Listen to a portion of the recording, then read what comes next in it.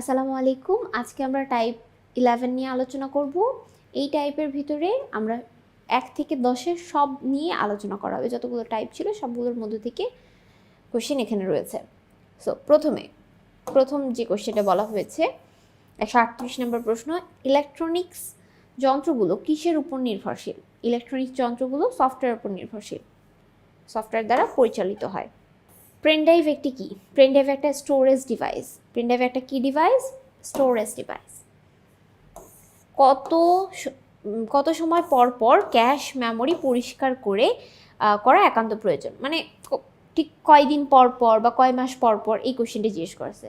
তাহলে কিছুদিন পর পর আমরা ক্যাশ মেমোরি পরিষ্কার করা একান্ত প্রয়োজন। নেক্সট কোশ্চেনে যাব আমরা। 141 নম্বর প্রশ্ন, ক্যাশ মেমোরি পরিষ্কার করতে কে সাহায্য করে? ক্যাশ মেমোরি পরিষ্কার করতে আমাদের সফটওয়্যার সাহায্য করে থাকে।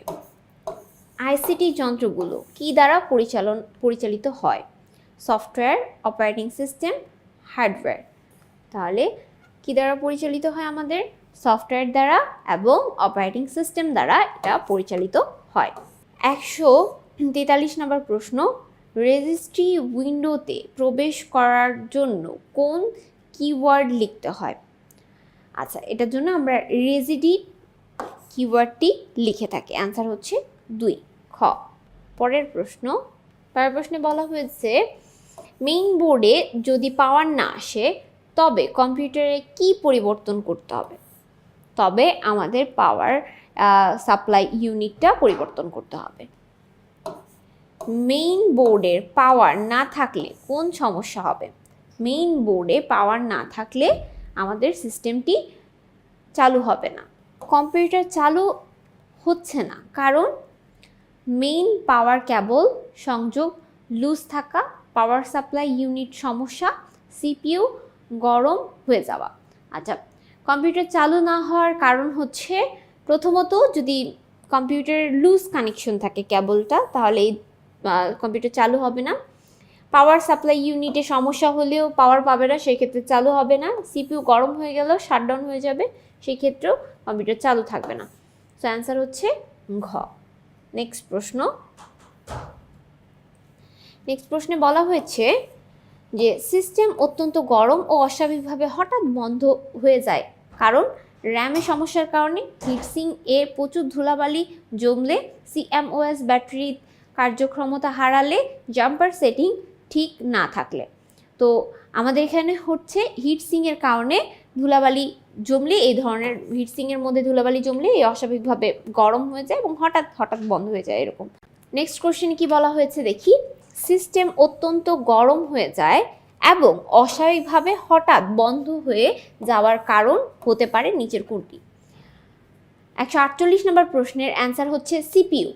সিপিইউ যদি হঠাৎ করে গরম হয়ে যায় এবং অস্বাভাবিকভাবে বন্ধ হয়ে যায়, এই কারণেই হচ্ছে এই ধরনের সমস্যাটা হয়, সিপিইউতে প্রবলেম। তারপরে হচ্ছে 149 নম্বর প্রশ্নে কম্পিউটারের সিপিইউর ফ্যানটি কোথায় থাকে? সিপিইউর ফ্যানটি আমাদের মাদারবোর্ডের সাথে থাকে, মাদারবোর্ডে থাকে। ওকে, তারপরে হচ্ছে সিস্টেম অত্যন্ত গরম হয়ে অস্বাভাবিকভাবে কম্পিউটার বন্ধ হয়ে গেলে, ইম্পর্ট্যান্ট একটা কোশ্চেন, হয়ে গেলে কি হবে দেখি একটু কোশ্চেনটা আমরা, অপশনগুলো। এটা হচ্ছে কেসিংটি খুলতে হবে মাদারবোর্ড থেকে, সতর্কতার সাথে প্রসেসর ফ্যানটি সরাতে হবে, নতুন র্যাম লাগাতে হবে। প্রথমত আমাদের এই ধরনের অস্বাভাবিকভাবে কম্পিউটার বন্ধ হয়ে গেলে কেসিং খুলতে হবে। কেসিং খুলে আমাদের মাদারবোর্ডের সাথে সতর্কতার সাথে যে ফ্যানটা রয়েছে, প্রসেসরের ফ্যানটি সরাতে হবে এবং সেটাকে হচ্ছে পরিষ্কার করতে হবে, আর যে বিষয়গুলো আছে সেই জিনিসগুলো করতে হবে। তো এখানের অ্যান্সার হচ্ছে 1 ও 2 সঠিক। সো অ্যান্সার 1 ও 2 ক। কোনো ফাইলে গুরুত্বপূর্ণ তথ্য দেওয়া থাকে। আচ্ছা, কোন ফাইলে গুরুত্বপূর্ণ তথ্য দেওয়া থাকে? রিডমি ফাইলে আমাদের গুরুত্বপূর্ণ বিভিন্ন তথ্য দেওয়া থাকে। নেক্সট কোশ্চেনে বলা হয়েছে, 15 নম্বর প্রশ্নে বলা হয়েছে সংশোধনমূলক রক্ষণাবেক্ষণের ক্ষেত্রে লক্ষণীয় কারণ হলো কম্পিউটারের পাশাপাশি ধাতব, মানে কম্পিউটারের আশপাশে ধাতব বা চুম্বক পদার্থ না রাখা, কম্পিউটারের বিদ্যুৎ সংযোগ ব্যবস্থায় আর্থিং থাকা, নিয়মিত সফটওয়্যার আপডেট রাখা। তো এই দুইটা হচ্ছে আমাদের সংশোধনমূলক রক্ষণাবেক্ষণ, আর এটা হচ্ছে আমাদের প্রতিরোধমূলক রক্ষণাবেক্ষণ। সো যেহেতু আমাদের বলছে সংশোধনমূলক রক্ষণাবেক্ষণ, তাই অ্যান্সার হবে হচ্ছে 1 ও 2। ওকে, কারণ আমরা জানি রক্ষণাবেক্ষণ দুই ধরনের।